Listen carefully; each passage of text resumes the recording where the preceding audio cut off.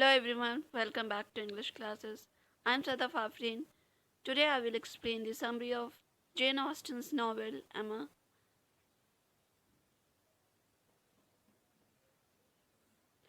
एमा 1815 में लिखी गई है। जेन ऑस्टन एक ऐसी नॉवेलिस्ट है जिसने अपने एरा में सबसे ज़्यादा रियलिस्टिक कैरेक्टर्स क्रिएट किए हैं।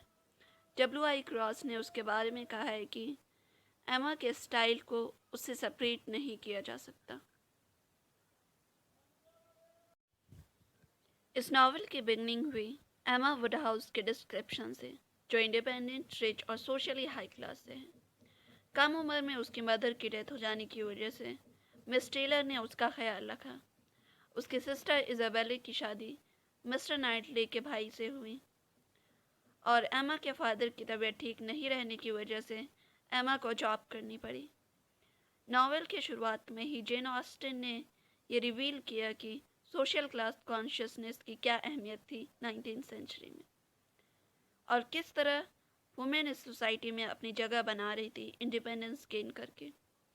मिस टेलर और मिस्टर वेस्टन की शादी हो जाने की वजह से एमा को लगा कि वो एक परफेक्ट मैच मेकर है, क्योंकि वो समझ रही थी कि उसने उनकी शादी करवाई।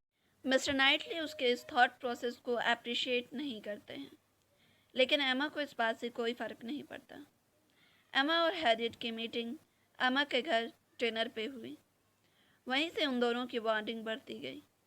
हैरियट एक लो क्लास फैमिली से है, इसीलिए एमा चाहती है कि हैरियट एक अच्छी लाइफस्टाइल स्पेंड करे, जो बिना शादी के पॉसिबल नहीं था, वो भी किसी रिच इंसान से।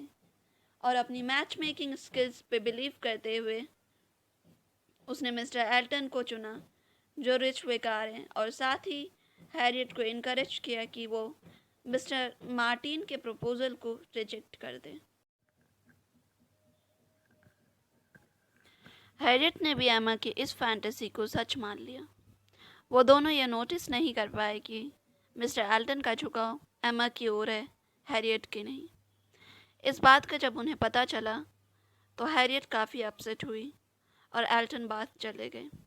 फ्रैंक चर्चिल हाईबरी अपने फादर मिस्टर वेस्टन की सेकेंड मैरिज को अटेंड करने आए।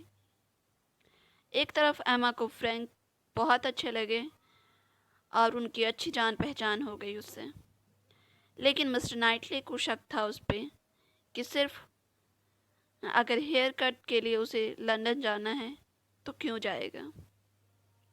फ्रैंक चर्चिल के अराइवल के कुछ दिनों बाद जेन फेयरफैक्स हाईबरी पहुंची।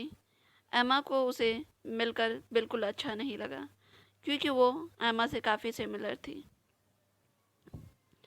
म्यूज़िक में काफ़ी टैलेंटेड थी, बस वो इंडिपेंडेंट नहीं थी एमा की तरह, क्योंकि उसे लगता था कि गवर्नेंस की जॉब एक स्लेवरी है।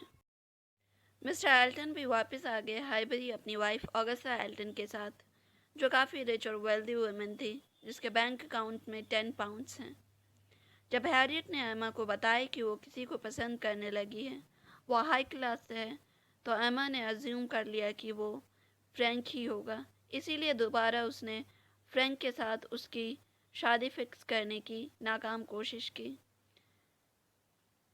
हालांकि मिस्टर नाइटली ने उसे वार्न भी किया कि उसे शक है कि फ्रैंक और जेन एक दूसरे को पसंद करते हैं, लेकिन हमेशा की तरह एमा ने उसे इग्नोर किया।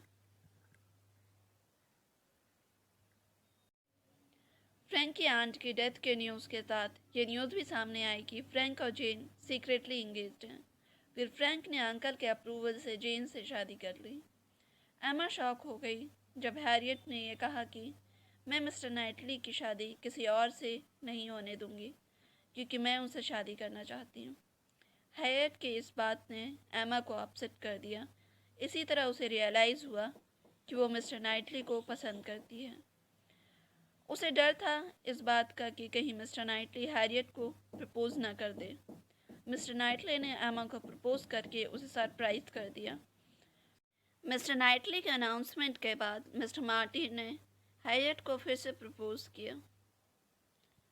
इस बार हैरियट ने उसे मना नहीं किया, बल्कि हैप्पीली उसके प्रपोजल को एक्सेप्ट किया।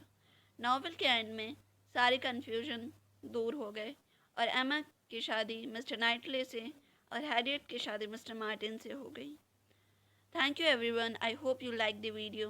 If you like the video, please like, share, comment and subscribe to my channel for more such videos.